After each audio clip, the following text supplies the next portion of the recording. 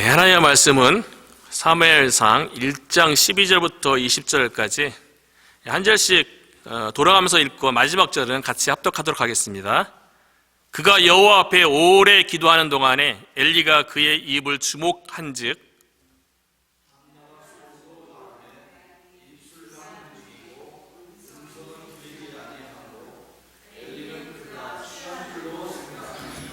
엘리가 그에게 이르되 내가 언제까지 취하여 있겠느냐 포도주를 끊으라 하니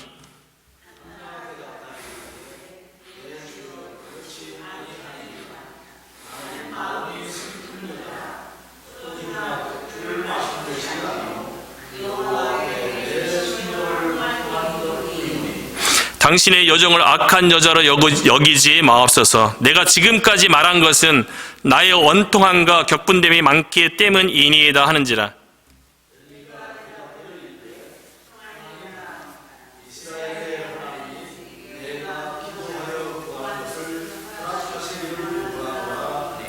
이르되 당신의 여정이 당신께 은혜 있기를 원하나이다 하고 가서 먹고 얼굴에 다시는 근심빛이 없더라.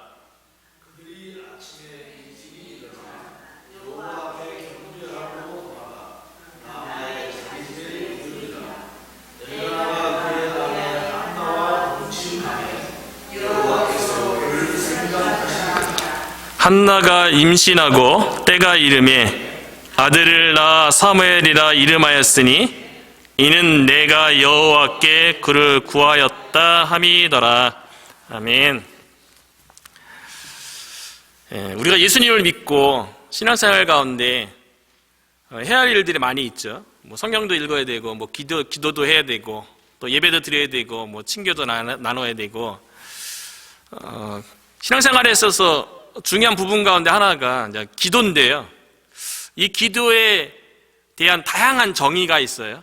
저는 개인적으로 선교단체에서 예수님을 영접한 이후에 기도에 대해서 어떻게 교육을 받았냐면 기도는 영혼의 호흡이다. 그렇게 교육을 받았어요. 그래서 기도를 통해서 영적으로 호흡하는 건데 우리가 육신이 호흡을 하잖아요. 우리가 호흡할 때 우리 몸속에 있는 이제 안 좋은 공기, CO2, 이산화탄소를 숨을 내뱉는 것처럼 영혼의 호흡은 내쉼이 있고 들이쉼이 있는데 내쉬는 거는 우리 속에 있는 이제 죄악들, 더러운 것들 이런 것들을 이제 내쉬고 그리고 우리가 신선한 공기, 산소를 다시 들이쉬는 것처럼 영적으로 들이쉬는 거는 성령 충만함을 받는 것이다. 그래서 기도는 영혼의 호흡으로 늘 제 고백하고 제 용서함 받고 다시 성령 충만 받고 이 과정을 계속하는 것이 기도다. 그렇게 이제 교육을 받았어요. 그리고 일반적으로 기도 그러면 우리가 간구하는 것도 있고 일반적으로 하나님과 대화하는 것이다. 하나님과 교제하는 것이다 라고 많이 가르쳐요. 실질적으로 우리가 신앙생활을 잘하기 위해서 기도를 잘 해야죠. 제가 대학생 때에 처음에 기도 배울 적에 기도하기 위해서 그 청주시 미연면에 기도의 마을이라는 곳이 있어요. 리트릿 센터예요. 그곳에서 수련회도 많이 하고 기도도 산 밑에 작은 산 밑에 있어서 그곳에 이제 기도하러 많이 다녔던 기억이 있어요. 그곳에서 이제 믿음의 선배들이 기도에 대해서 뭐라고 가르쳤냐면 여러 가지 장황하게 가르치지 않고 기도는 하는 것이다. 기도는 하는 거래요. 무조건 하는 거래요. 이렇게 생각하는 게 아니고 따지는 게 아니고 기도는 무조건 하는 거래요. 그리고 기도는 거룩한 노동이다. 그렇게 많이 가르쳤어요. 그래서 한 학기에 여러 번 그 기도의 마을 가서 기도하고 밤에도 기도하고 산기도도 하고 소위 소나무 붙잡고 기도하는 것도 그곳에서 많이 했어요. 기도가 쉽지가 않아요. 기도하기로 마음 먹는 것도 쉽지 않고 실제로 기도를 해보면 기도가 또 안 될 때가 있어요. 그럼에도 불구하고 우리가 하나님의 성령을 받은 그리스도인이라면 기도는 아무리 힘들고 어렵고 어렵고 안 된다 할지라도 기도는 반드시 해야 된다는 거예요. 제가 개인적으로 기도에 관련된 책 가운데 가장 저에게 도전이 되어지고 지금까지도 마음에 새겨져 있는 기도에 관련된 책은 R.A. 토레이가 썼던 기도와 영역이라는 책이에요. 이 책에서 제가 기도에 대해서 많이 도전되었고 내가 힘들고 어렵고 잘 안 될 때에도 작은한 신음이라 할지라도 기도해야겠구나라고 다짐했던 책이에요. 거기서 이제 R.A. 토레이 목사님은 뭐라고 얘기했냐면 우리가 신앙생활에 왜 무기력해지는가, 우리가 신앙생활 가운데 왜 나태해지는가, 기도하지 않아서 그렇대요. 기도하면 하나님께서 우리의 영혼을 소생케 하는, 우리 영혼의 부흥을 경험케 하고요, 기도하면 우리가 신앙생활 가운데 능력 있게 신앙생활하고 능력 있게 영향력 나타낼 수 있도록 하나님께서 기도 가운데 돕는다는 거예요. 그러니까 기도를 반드시 해야 된다는 거죠. 기도 안 되면 안 해도 되는 게 아니고, 기도 안 된다 할지라도 우리의 마음 깊은 곳에서는 주님을 향하는 마음으로 작은 신음인 아버지, 주여, 이 정도는 우리가 기도해야 된다는 거죠. 아버지라고 부르짖는데 아들을 외면할 아버지가 어디 있겠어요? 하나님께서 우리 아버지인데 그 아버지를 부르면 우리가 너무 힘들어갖고 답답해갖고 잘 기도 안 될 때 아버지라고 부르면 그 아버지께서 우리의 마음을 헤아려주지 않겠어요? 그리고 우리가 주여, 구체적으로 막 기도 안 될 때가 있잖아요. 그때도 자그마한 신음으로 주여 요것만 우리가 불러도 우리의 삶의 주인이고 만물의 주인이라고 고백하는데 그 주인 대신 하나님께서 우리의 삶을 외면하겠어요? 돌보시겠죠? 기도를 우리가 반드시 해야 되는데요, 저는 개인적으로 기도에 대해서 이런 정의를 내리고 싶어요. 사무엘상을 우리가 같이 살펴보면서 기도는 하나님의 뜻을 찾아가는 과정이다. 저는 개인적으로 그런 생각이 들어요. 기도는 하나님의 뜻을 찾아가는 과정. 우리가 신앙이 어릴 적에 기도하면 자기 중심으로 나에게 필요한 것 요구하고 또 하나님 앞에 이야기할 수 있죠. 당연하죠. 부모는 어린 자녀의 요구도 들어주고 그 자녀가 커서 또 부모에게 요구하면 큰 자녀의 요구도 들어주잖아요. 그래서 요구가 어렸을 때 구하는 것하고 성숙했을 때 구하는 것하고 달라지는 것처럼 우리의 기도도 어린애 같은 기도 드릴 때도 응답할 수 있고, 또 우리가 성숙하게 하나님 마음에 합한 또 기도를 들어도 하나님께서 응답해 주시는데요, 개인적으로 기도하다 보면 처음에는 저의 필요를 가지고 기도하게 돼요.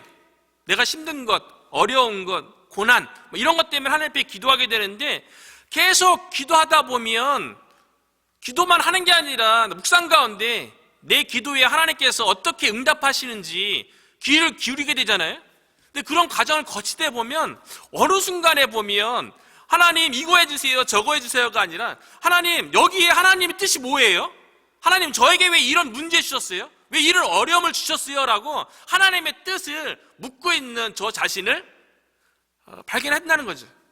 그렇기 때문에 저 개인적인 기도의 정의는 하나님의 뜻을 찾아가는 과정이다 라고 정의를 내리고 싶어요. 오늘 본문은 한나가 기도해서 응답받는 장면이에요. 이 한나의 기도 드리는 이 장면을 통해서 어떻게 하면 우리가 기도 생활 가운데 응답받는 그런 기도 생활을 할 수 있는지 살펴보려고 하는데요, 첫 번째 한나의 기도는요, 여호와 앞에서 오래 기도했대요. 한나가 오래 기도했대요. 12절인데요 12절에 보니까 그가 여호와 앞에 오래 기도하는 동안에, 쉬운 성경에는 한나가 계속해서 기도하고 있는 동안에, 그리고 현대인의 성경 번역에서는요, 한나가 기도를 계속하는 동안에, 영어 성경 버전도 쭉 보니까 대부분 계속 기도하는 동안에 라고 이렇게 번역을 대부분 했더라고요. 근데 한글 성경은 오래 기도하는 가운데 또는 계속 기도하는 가운데 이렇게 번역을 했는데요, 그래서 도대체 한나가 오래 기도했다는데 이 오래가 어느 정도일까? 많은 주석들이 이렇게 찾아봤어요. 근데 그 기간을 안 나왔는데요, 성경에서 유추할 수 있는 어느 정도의 기간은 우리가 알 수가 있어요. 1장 2절에 보면 브릿나에게는 자식이 있고 한나에게는 자식이 없었더라, 이렇게 기록되었잖아요. 한글 성경에는 브릿나에게는 자식이 있고, 자식이 한 명인지 두 명인지 몇 명인지 몰라요. 단수로 기록됐기 때문에.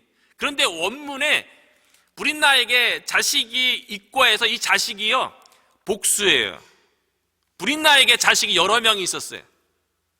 정확하게 몇 명이라고 기록 안 했으니까 모르는데 어쨌든 복수로 썼어요. 자식들이에요. 영어 성경에도 children으로 번역을 했어요.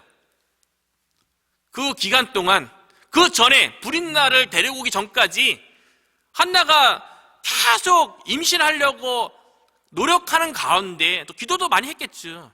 임신이 안 됐으니까 엘가나가 브릿나를 둘째 부인으로 첩으로 데려온 거 아니겠어요? 그렇기 때문에 최소한 몇 년 기간 동안에 자식을 달라고 한나는 하나님 앞에 간절하게 기도했다는 거예요. 그것을 12절에 오래 기도했대요. 오래 기도한다는 거 쉽지 않습니다. 한 기도 제목 가지고 오래 기도하는 거 쉽지 않아요. 중간에 지칠 때도 있고요, 중간에 여러 가지 상황과 환경 가운데 낙담할 수도 있죠. 한나 같은 경우는 임신이 계속 안 되는 가운데 브릿나를 딱 데리고 오면 한나의 마음속에 어떤 생각이 들겠어요?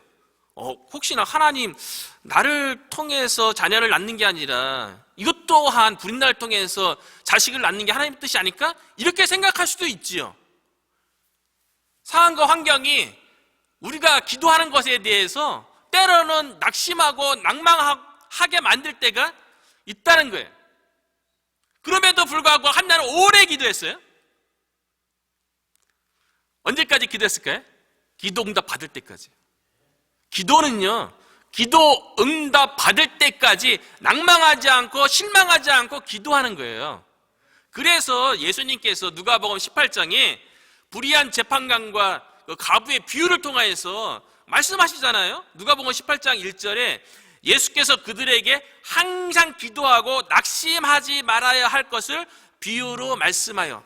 불의한 재판관이 있어요. 하나님도 무시하고 백성도 무시하는 불의한 재판관이 있는데, 과부가 자기 원한이 있어서 그 재판관에게 해결해달라고 계속 요구하니까 나중에 성가 싫고 귀찮으니까 이 재판관이 그 과부의 요구를 들어줘요. 불의한 재판관도 과부의 요구를 들어주는데 하물며 의로우신 하나님께서 하나님의 자녀가 밤낮 부르짖는 기도에 대해서 응답하지 않겠느냐라고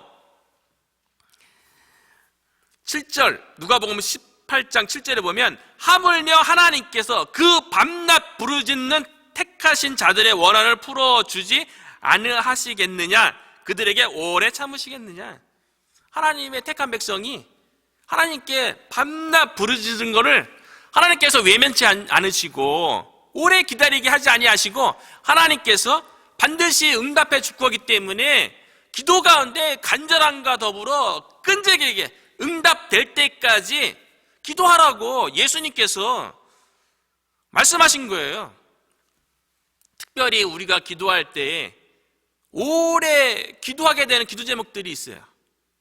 특별히 영혼 구원에 대한 기도 제목 아니겠어요? 영혼 구원을 위해서 기도하는 거는 한 번에 딱 기도해서 응답되는 경우는 거의 없는 것 같아요. 오랜 세월이 걸리는 것 같아요. 저도 저희 가정이 다 예수님 믿는데 11년이 걸렸어요. 기도만 11년을 한 거예요. 디모데전서 5장 8절에 보면 누구든지 자기 친족, 특히 자기 가족을 돌보지 아니하면 믿음을 배반한 자요 불신자보다 더 악한 자니라. 자기 친족, 특히 자기 가족을 믿음으로 돌보고 안 믿는 자기 가족이 있으면 복음 전하지 아니하면 안 믿는 자보다 더 악한 자라고 사도 바울이 디모데 전서에서 이야기했다고요. 그런데 실제로 가족을 위해서 전도하다 보면 서로 너무 잘 알잖아요. 나도 가족을 잘 알고 가족도 나도 잘 알고 서로 약점, 부족한 점 다 잘 알죠. 그렇기 때문에 기도하다가 안 될 것 같다. 하나님이 포기하지 않았는데 내가 먼저 포기해야 되는 경우가 너무나도 많아요. 뭔가 이렇게 생활하다가 좀 뭔가 트러블 생기고 그러면 나를 통해서 우리 가족 예수님 믿기 힘들겠는데? 기도하다가 낭망할 일이 생기죠. 그런데 하나님의 능력은요, 인간적인 그런 모든 감정의 상한 거, 그런 걸 다 뛰어넘어서 하나님은 역사하시는 분이세요. 그래서 낭망하거나 실망하지 말고 끝까지 간절하게 끈질기게 기도 응답될 때까지 기도해야 되는 거죠.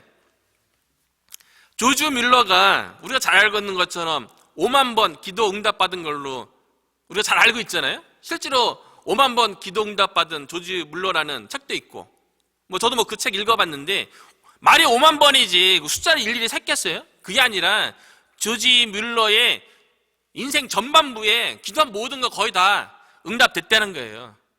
그 기도 가운데는 즉각 응답되었고 또 고아들을 돌보는 일을 했기 때문에 고아들에게 기도하는 가운데 뜻하지 않은 방법으로 하나님께서 빵과 음식을 공급하는 그런 놀라운 은혜를 많이 경험한 거를 책에 기록해 놨잖아요. 근데 특별히 조지 뮬러의 여러 가지 그 이야기 스토리, 하나님의 은혜에 대한 스토리 가운데 그래도 가장 기억이 남는 거는 뭐냐면 조지 뮬러가 어려서부터 친한 친구였던 5명을 위한 기도한 내용이에요. 조지 뮬러가 어려서부터 친했던 5명을 위해서 기도하는데요, 계속 기도하다 보니까 1명, 2명, 3명 기도 응답이 돼서 예수님을 믿는 거예요.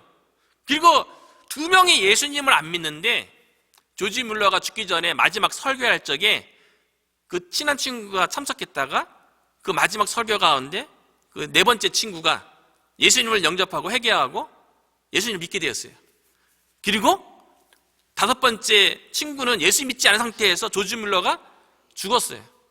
그런데 이제 조지 뮬러 장례식이 있는 그곳에 그 5번째 친구가 온 거예요. 친구니까 장례식에 참여하러 온 거예요. 근데 거기에서 이 친구가 어떤 얘기를 듣게 되냐면 조지 뮬러가 그 5번째 그 친구를 위해서 52년 동안 기도했다는 거예요. 이 얘기를 듣고 5번째 친구가 회개하고 예수님을 믿고 영국의 순회 전도자가 되어서 돌아다니면서 조지 뮬러가 자기를 포기하지 아니하고 끝까지 기도해서 52년 만에 응답받은 것에 대해서 나눴다 그래요. 52년 동안 기도했대요. 우리는 우리의 간절한 기도 제목을 가지고 몇 년 기도해 보셨나요? 조지 뮬러가 그랬다 그래요. 기도하고 포기하지 아니하고 끝까지 기도하면 하나님께서는 하나님의 방법으로 하나님의 때에 반드시 응답한다는 거예요. 이 사실을 저와 여러분이 믿었으면 좋겠습니다. 우리의 생각과 우리의 방법대로 하나님께서 응답하는 게 아니에요. 하나님의 때예요. 우리의 때하고 하나님의 때가 다를 수도 있어요. 하나님의 때에 우리의 방법이 아니라 하나님의 방법으로 우리가 낭망하지 않고 기도하면 반드시 저와 여러분의 삶 가운데도 우리 워싱턴 성도교회 가운데도 하나님께서 응답해 주실 줄로 믿습니다. 2번째 한나의 기도는요, 속으로 기도하고 입술만 움직이는 기도였대요. 13절이죠.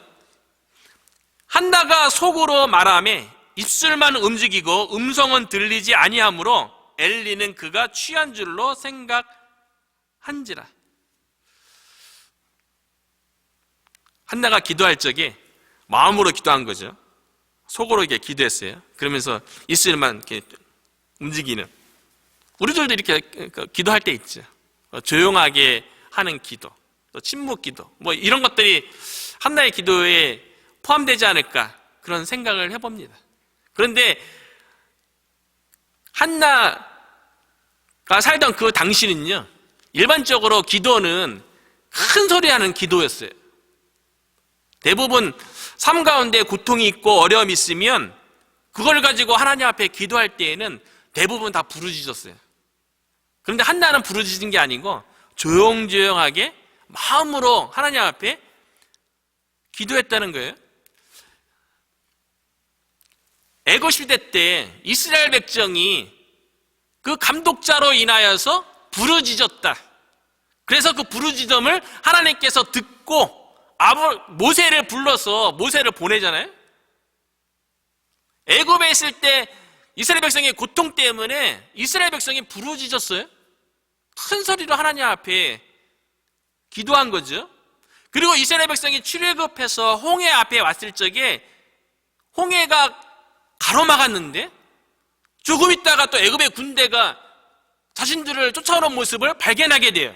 앞에는 홍해고 뒤에는 애굽 군대예요. 그런 상황 가운데 이스라엘 백성이 또 부르짖어요. 성경은 부르짖었다고 나와요. 그리고 한나의 시대인 사사시대 때, 거의 400년에 걸친 사사시대 때, 우리가 잘 알고 있는 것처럼 사사시대는 왕이 없으므로 각자 소견에 옳은 대로 행했기 때문에 이방 나라들의 침략을 통해서 많은 고통을 겪게 하죠. 그 고통을 통해서 하나님께로 돌이키게 하기 위해서 하나님께서 이방 나라의 침략과 승리를 허락해요. 그래서 이방 나라로부터 이스라엘이 고통을 당하면 뭐합니까? 또 부르짖어요. 그러면 하나님께서 사사를 세워서 구원하고 그러다가 평안하면 또 하나님 앞에서 죄 짓고 그러면 하나님께서 이방 나라를 들어서 이스라엘을 괴롭게 하면 이스라엘 백성은 또 고통스러우니까 하나님께 또 부르짖고 이거를 사사시대 동안 계속 반복했던 거 아니에요? 그때 이스라엘 백성이 고통 가운데 했던 일은 뭐냐면 하나님께 부르짖는 거였어요. 그런데 사사시대의 막바지에 있는 이 한나가 기도하는데 본인이 자식을 못 낳는 고통 가운데 있잖아요. 그런데 하나님 앞에 부르짖는 모습으로 엘리에게 보여진 게 아니라 속으로 기도하고 있을만 옹알옹알 그러니까 이 엘리가 뭐라 그래요? 술에 취했다.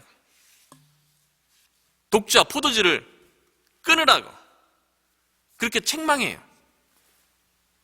이 엘리 제사장이요, 그 당시 대제사장이에요.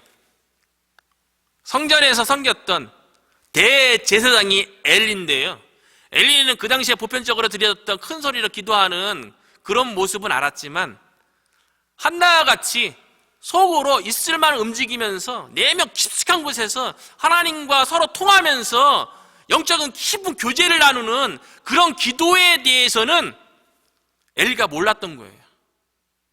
근데 엘리 대제사장은 영적으로 분별력이 없어요. 그런 경험을 했었어야죠. 본인이 영적으로 하나님과 깊은 교제를 나누는 그런 기도를 해봤어야지 한나의 그 깊은 기도를 이해할 수 있죠. 종교 지도자면 뭐예요? 영적인 감각이 없는데. 그러니까 한나의 기도에 대해서 꾸짖고 책망하고 그 한나의 내면의 깊은 기도에 대해서 술 취했다고, 술을 끊으라고 이런 이야기를 하는 거죠. 어찌 보면 엘리 대제사장의 모습은 사사시대에 그 당시에 종교와 이스라엘 민족의 영적인 수준이 어떠했는지를 보여주는 거고요. 그럼에도 불구하고 그런 영적인 암흑기에도 하나님 앞에 신실한 자인 한나 같은 사람도 있다는 것도 오늘 본문에서 보여주고 있는 거죠. 어찌 보면 엘리 대제사장은 신약에 나오는 니고데모가 좀 비슷해요. 니고데모도 이스라엘의 종교 지도자였잖아요. 그래서 이스라엘의 관원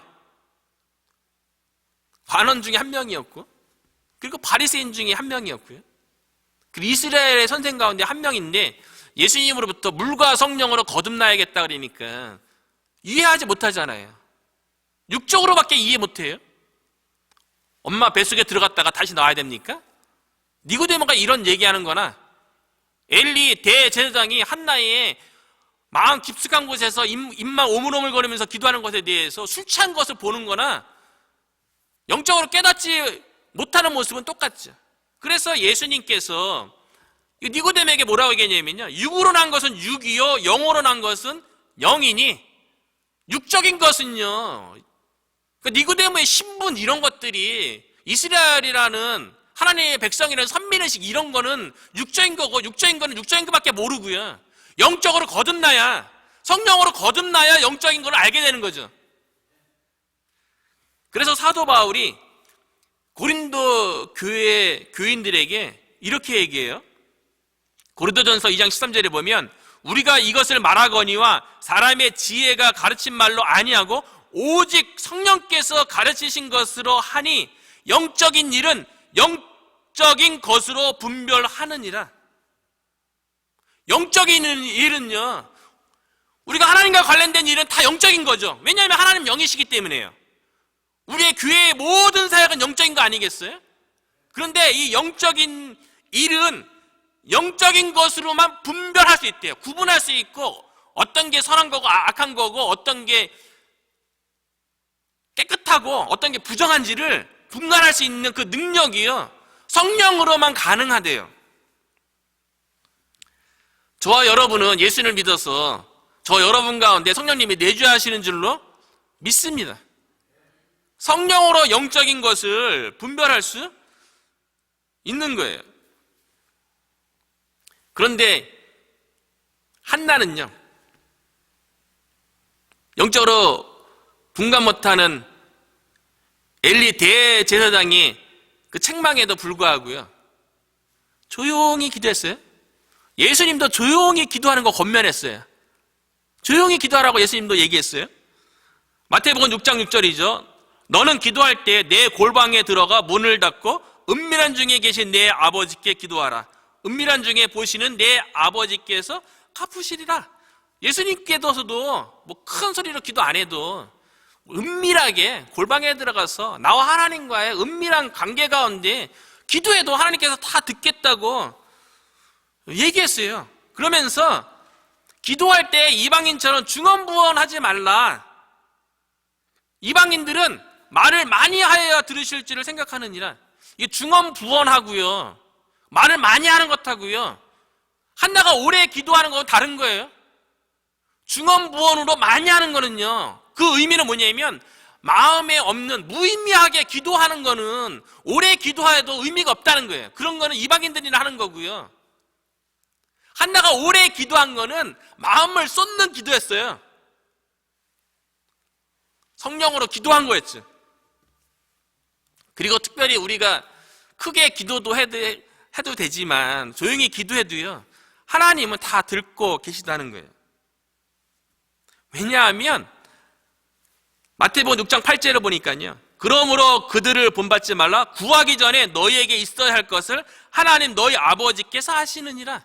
우리가 기도하기 전에 하나님께서는 이미 우리에게 있어야 할 것을 알고 계시대요. 기도는 영적인 일이기 때문에 영적인 분별력이 필요하죠. 엘리 대제사장은 영적인 무지 때문에 영적 분별력이 없었잖아요. 그래서 잘못 책망하고 한나를 꾸짖었죠. 그런 측면에서 저도 교회의 이제 목회자로서 교회의 영적인 일, 기도에 대해서 한 두 가지 측면 한번 살펴봤으면 좋겠어요. 한국 교회의 기도의 특징 가운데 두 가지를 꼽으라고 한다면, 하나는 통성기도라고 저는 생각을 해요. 또 주요 3창도 있죠. 저는 한 번은 할 수 있겠는데 세 번 하는 거는 잘 익숙하지 않아요. 솔직히 얘기해갖고. 주요 3창도 저는 할 수 있고 뭐 4창도 할 수 있고 하는데, 뭐 주요 한 번 하고 이렇게 뭐 기도하는 것도 뭐 집중하기 위해서 저는 뭐 괜찮다고 봐요. 저는 잘못됐다고 보지는 않습니다. 한국 교회의 특징이 통성기도잖아요. 어떤 면에서 마음에 깊숙한 것을 하나님 앞에 간절하게 부르짖기 위해서 통성기도하는 게 아닌가. 이것이 남에게 보이기 위해서 무의미하게 통성기도하는 것은 하나님께서 기뻐하지 않겠지만, 우리의 진심을 담아서, 우리의 간절함을 담아서 통성기도하는 거 저는 괜찮다고 생각을 해요.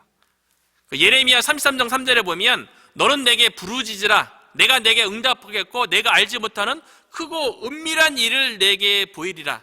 약속했거든요. 그래서 저는 이게 부르짖는다는 게 큰 소리로 외쳤다는 건가 하고 이렇게 영어 성경도 이렇게 찾아보고 그러니까 그건 아니고요. 간구했다는 거예요. 그 출애굽 세대, 사사시대 때 이스라엘 백성이 고통 가운데 똑같이 부르짖었다 나왔잖아요. 여기도 부르짖었다고 나오잖아요. 한글은 똑같은데 영어의 표현은 달라요. 이전 표현은 cry out이에요. 크게 울면서 통곡한 거예요. 그런데 예레미야 선지자가 얘기한 너는 내게 부르짖으라는 call to me예요. 나에게 간구하라는 거예요. 저는 통성기도든 한나처럼 속으로 마음속으로 간절함으로 기도하는 것이든 기도의 형식이나 기도의 그런 거는 큰 의미 없다고 봐요. 마음이 중요하다고 생각합니다. 마음에서 하나님을 향한 절대적인 신뢰, 하나님께 온전히 맡기는 마음, 하나님께서 내 문제를 다루시고 해결해 줄 거라는 그 믿음으로 나가는 믿음의 자세가 중요한 거지, 한나처럼 기도해도 괜찮고요. 통성으로 기도해도 저는 괜찮다고 봅니다. 기도하는 자세에도 저는 큰 의미 없다고 봐요. 서서 기도해도 되고요. 우리 의자에 앉아서 기도해도 되고요. 그래도 내 마음을 간절함을 좀 표현하고 싶으면 무릎 꿇어도 괜찮고요. 나를 쳐서 복종한다는 자세 아니겠어요? 무릎 꿇어서 기도하고 마음이 허락하면 그렇게 이제 믿음의 표현으로 무릎 꿇고 기도해도 되고요. 모세처럼 손을 들고 기도해도 되고요. 아니면 손을 앞으로 뻗고 기도해도 저는 괜찮다고 생각을 해요. 또 한국 교회의 독특한 하나님께서 허락하신 또 교회의 전통이라고 저는 개인적으로 생각합니다. 일본에 단기 선교 간 적이 있는데요. 통성기도 하니까 일본 성도들이 깜짝 놀라더라고요. 일본 성도들은 새벽 기도도 안 하고, 근데 우리가 이제 새벽 기도 같이 나가서 기도할 적에 소리 내서 기도하니까 너희는 어떻게 소리 내서 기도하냐고 일본 성도들이 질문했던 적이 있어요. 미국 사람들도 마찬가지죠. 통성 기도하는 것보다도 조용히 묵상하면서 기도하는 거가 미국 교회는 더 익숙한 것 같아요. 어쨌든 조용히 기도하는 것도 능력 있는 기도고요. 마음의 간절함과 믿음의 기도라면 통성기로 기도하든 조용조용 기도하든 하나님께서 동일하게 응답해 주신 줄로 믿습니다. 그리고 한국교회의 특징 가운데 다른 하나는 저는 방언 기도도 조금 이야기하고 싶어요. 저는 처음 예수님 믿고 신앙 훈련 받을 적에 제가 속한 선교단체에서는 방언하지 말라고 교육받았어요. 저는요. 한 4년 동안 그렇게 교육을 받았어요. 그런데 보니까는 방언 받는 사람들은 더 이렇게 하나님 실질적으로 살아있는 것처럼 느끼고 또 방언 받으면 증표처럼 보이잖아요. 그래서 저도 이렇게 방언 받아볼까 하고 부흥회도 찾아가 그랬어요. 가서 머리에 부흥사님의 손하고 가슴도 손 얹고 등도 지금 하는 거 다 경험해봤는데 방언이 안 됐거든요. 근데 사실은 예수님을 인격적으로 영접하고 내 안에 성령님이 내주하시고 그 성령님 때문에 예수님이 믿어지고 하나님의 말씀이 믿어지니까 한동안 내 안에 성령님이 계시는데 굳이 방언까지 받아야 되나 그런 생각이 들었어요. 방언은요 구원의 증표가 아닙니다. 방언은 은사 중에 하나라. 받아도 되고 안 받아도 되고 그런 거예요. 그리고 한국교회에서 특별히 방언이 모든 은사의 입구다. 그리고 방언 받아야지 하나님으로부터 모든 능력의 입구다라고 얘기하는데 저는 그렇지 않다고 생각합니다. 방언 기도도 나중에 제가 기도하는 가운데 몇 년 전에 방언 기도를 또 받았어요. 근데 방언 기도하면 은사 중에 하나이기 때문에 유익이 있어요. 기도에 집중할 수 있고 그리고 또 하나님 앞에 또 순결하게 이렇게 기도할 수 있는 그런 측면도 있더라고요. 개인적으로 경험해 보니까. 그런데 이 방언 기도가 마치 더 능력이고 방언 기도를 받아야지 귀신을 쫓을 수 있다 이렇게 얘기하는데 성경에 보면 귀신을 쫓는 거는 예수님의 이름으로 쫓는 거예요. 복음으로 쫓는 거예요. 제가 공부했던 리버티 대학에서 가르쳤던 교수님들은 방언을 오늘날 방언 없다라고 얘기하더라고요. 저는 실질적으로 한국교회 내에서 방언 많이 하고 그러니까 제가 장로교 목사임에도 불구하고 장로교 안에도 많이 기도하는 분도 있죠. 근데 교회 질서 안에서 하는 거는 괜찮다고 봐요. 개인적으로. 근데 이게 또 위험한 요소도 있기 때문에 영적 분별력을 가지고 조심할 필요는 있죠. 그러나 중요한 건 하나님의 능력은 우리 귀의 표어인 것처럼 하나님의 능력은 모든 믿는 자에게 구원을 주시는 능력인 복음이라는 거죠. 복음이 능력이에요. 복음이. 방언이 능력이 아니라 복음이 능력이라는 겁니다. 한국 교회 기도의 특징에 대해서 엘리 제사장은 이렇게 영 분별이 없어갖고 한나를 책망했기 때문에 그런 측면에서 교회 질서 차원에서 한번 한국 교회의 기도에 대해서 한번 잠깐 언급했고요. 그 세 번째 한나의 기도의 특징은요, 여호와 앞에서 서두에도 얘기했던 것처럼 마음을 토로하는, 마음의 중심에서 하나님을 온전히 신뢰하고 맡기는 그런 기도였다는 거예요. 그래서 15절에 보면 자신의 기도에 대해서 책망하는 엘리 대제사장에게 이야기하죠. 한나가 대답하되 이르되 내 주여 그렇지 아니하니이다. 나는 마음이 슬픈 여자라. 포도주나 독주를 맞은 것이 아니요 여호와 앞에 내 심정을 통한 것뿐이오니. 여호와 앞에 내 심정을 통한 것, 이것이 중요한 거죠. 한나의 기도는요, 마음 깊숙한 곳에서 자기의 아픔과 고통을 하나님 앞에 진실되게 토로했다는 거예요. 우리도 친구들 관계 가운데 세상 사람들 그렇게 얘기들 하죠. 일평생 동안 내 마음을 온전히 터놓고 얘기할 수 있는 친구 한두 명만 있어도 친구 관계에 성공한 거다, 그렇게 많이 얘기하잖아요. 근데 사람과의 관계 속에서 마음을 다 털어놓는다는 것이 쉽지 않은 거죠. 그런데 하나님께는 그 신뢰할 만한 친구가 돼야지 마음을 털어놓는 거 아니겠어요? 그런데 우리 하나님은 신뢰할 만하기 때문에 하나님 앞에 우리의 모든 것을 다 토로할 수 있죠. 그리고 하나님께 맡기고 하나님께서 내 문제에 대해서 다루시고 해결해 줄 거라는 믿음을 가질 때 우리가 온 마음으로 우리 안에 있는 어려움이나 고통을 하나님 앞에 토로할 수 있는 거죠. 되게 중요한 것 같아요. 마음을, 간절한 마음으로, 진실함으로 내 모든 것을 하나님께 내어 맡기는, 그래서 하나님께서 해결해 줄 거라는 그 진심으로 간절함으로 다가가는 것, 기도 가운데, 이게 응답받는 기도 가운데 너무나도 중요한 부분이에요.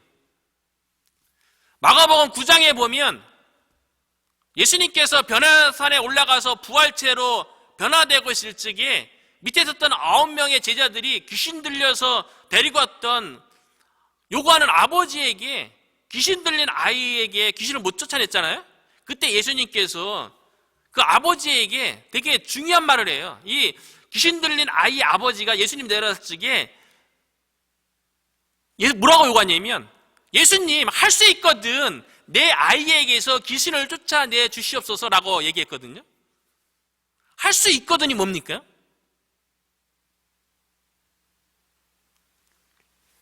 예수님께서 귀신 들린 아이의 아버지에게 이렇게 얘기합니다.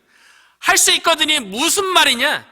믿는 자에게는 능치 못한 일이 없느니라. 우리도 기도할 적에 하나님, 내가 기도하는 것에 대해서 응답해 주면 좋고요, 안 응답하시면 어쩔 수 없죠. 그런 마음을 가지고 우리는 기도하지 않습니까? 우리가 기도할 적에 한나가 심정을 하나님 앞에 통했던 것처럼 하나님께 온전히 우리의 기도 제목을 가지고 하나님께 맡기고 하나님께서 해결할 거라는 그런 신뢰를 가지고 하나님께서 반드시 해결해 준다는, 할 수 있거든이 무슨 말이냐? 믿는 자에게는 능치 못한 일이 없느니라.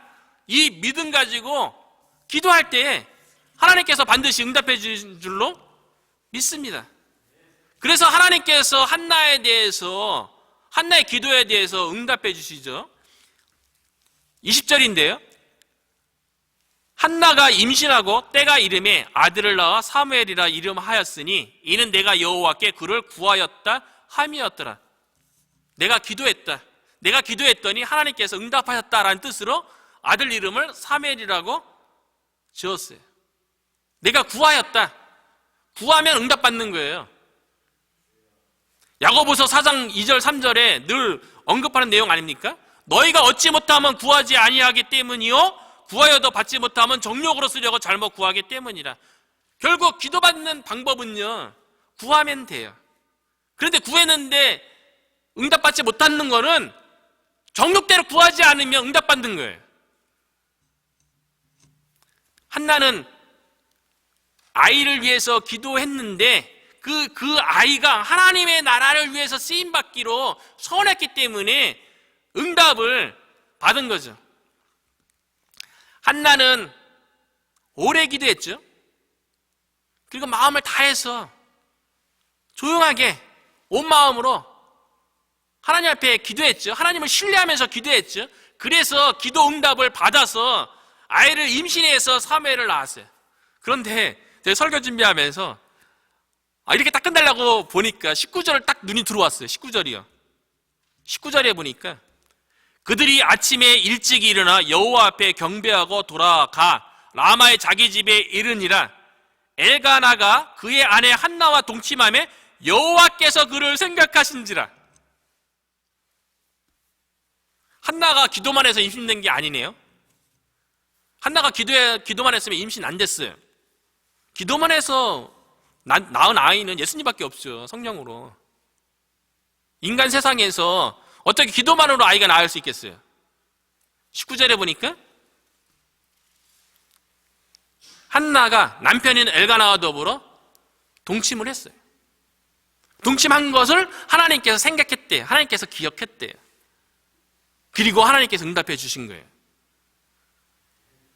우리가 기도하며 응답된다는 이 믿음 가운데 우리가 놓치지 말아야 할 부분은요, 기도하면 응답되죠. 하나님이 할 수 있거든요. 무슨 말이냐, 믿는 자에게 능치 못하는 일이 없느냐, 이런 약속까지 주셨는데, 그렇죠? 하나님 안에서 모든 것이 다 가능하죠. 기도응답이 되죠. 그럼에도 불구하고 우리가 기도 가운데 우리가 해야 할 영역이 있다는 거예요. 마치 한나가 남편 엘가나와 더불어 동침했을 적에 하나님께서 잉태케 했던 것처럼 말이죠. 그래서 예수님께서 기도를 가르치는 내용 가운데 마태복음 7장의 내용을 우리가 좀 살펴볼 필요가 있어요. 마태복음 7장 7절과 8절에 보면 구하라 그리하면 너에게 주실 것이요 찾으라 그리하면 찾아낼 것이요 문을 두드리라 그리하면 너에게 열릴 것이니 구하는 이마다 받을 것이요 찾는 이가 찾아낼 것이요 두드리는 이에게는 열릴 것이니라. 구하면 주시고 찾으면 찾고 문을 두드리면 열릴 거라는 거, 이 해석이요, 기도에 대한 다른 표현으로 3번 얘기해서 기도하면 반드시 응답된다는 그렇게 해석되기도 하지만요, 기도의 다른 형태를 이야기하기도 합니다. 구하라, 기도하는 거죠. 찾으라는 거는 기도한 내용에 대해서 실행하는 거예요. 그리고 문을 두드리라는 거는 내가 기도한 내용에 대해서 실행했다면 마지막에 가서는 하나님의 뜻이라고 생각되는 것에 대해서 결단할 필요가 있다는 거죠. 예를 들어서 그런 거예요. 배우자를 위해서 기도하는데 한 자매가, 한 형제가, 오늘날 한국교회에 노처녀가 많잖아요. 그 난가지 사랑의 교회 하니까 40 넘어도 청년부더라고요. 한국교회도 그렇잖아요. 근데 기도만 하면 응답돼 주나요? 아니죠. 사람을 만나야죠. 그 사람만 만나면 배우자가 되나요? 아니죠. 그 중에서 하나님께서 허락한 사람을 선택해야죠. 기도하고 사람 만나야 되고, 만나는 사람 가운데 하나님께서 예비된 한 사람을 문을 두드려야죠. 여기까지가 기도인 거예요. 여기에 나와서 기도하는 것만 기도가 아니라 기도에 합당한 실천을 해야죠. 우리가 기도도 하고 우리 교회의 부흥과 성장을 위해서 또 전도도 실천하고 우리가 해야 할 일들은 하는, 그래서 한나가 하나님 앞에 응답받았던 것처럼 저와 여러분도, 우리 교회도 하나님의 응답이 임하는, 그래서 영혼 구원이 일어나고 하나님의 나라가 확장되는 그 일에 저와 여러분이, 우리 교회가 쓰임받기를 주의 이름으로 축원합니다. 이 시간에 우리가 함께 기도했으면 좋겠어요. 말씀을 가지고 하나님, 우리가 하나님 앞에 진심을 다해서 기도하고 간절한 마음으로 우리의 마음을 하나님 앞에 다 토로하여서 우리 교회에 필요한, 또 우리 각자에게 필요한 기도 제목들이 응답되게 해달라고, 특별히 우리 교회가 기도하는 영혼 구원을 위해서, 하나님 나라 확장을 위해서 우리가 쓰임받게 해달라고, 우리가 기도하게 하고 기도하고 또 기도에 합당한 일을 함으로 우리 교회가 하나님 나라 확장을 위해서 귀하게 쓰임받게 해달라고 말씀을 붙잡고 함께 기도하겠습니다. 살아계신 하나님 아버지, 감사를 드립니다. 이 시간 하나님께서 함께 해주셔서 아버지 말씀 가운데 아버지 우리가 어떻게 기도하고 우리가 어떻게 하나님 앞에 아버지 쓰임받을 수 있을지 말씀해 주시니 감사를 드립니다. 하나님 아버지, 주께서 아버지 우리로 하여금 기도할 때 주검보암케 하는 기도하지 않게 해주시고 무의미한 기도하지 않게 해주시고 기도 가운데 우리의 마음과 우리의 진실을 담게 하여 주시고 하나님께서 우리 교회를 통하여서 우리를 통하여서 하나님께서 일하시고 하나님께서 역사할 것을 신뢰하고 아버지 온전히 주님께 맡김으로 우리가 하나님 앞에 쓰임받을 수 있도록 주여 도우시고 인도해 주시옵소서. 우리가 기도만 하지 않게 해주시고 우리가 기도에 합당한 아버지 일을 행하게 하여 줘서 우리 가운데 하나님께서 도우시고 하나님께서 우리 가운데 일하시는 걸 목도할 수 있도록 주여 인도하시고 역사해 주시옵소서. 몽고메리 카운티를 위해서 기도합니다. 이 지역 가운데 숨어있는 하나님의 백성을 하나님께서 불러내 주시옵소서. 아버지 그들을 찾아갈 수 있는 지혜를 허락해 주시옵소서. 이 지역에 전도의 문이 열리고 이 지역에 아버지 하나님 나라가 아버지 확장되어지고 주의 몸된 교회가 아버지 거룩하게 세워질 수 있도록 아버지 기도하고 또 전도하고 수많은 영혼들을 주님께로 인도할 수 있도록 주여 도우시고 인도해 주시옵소서.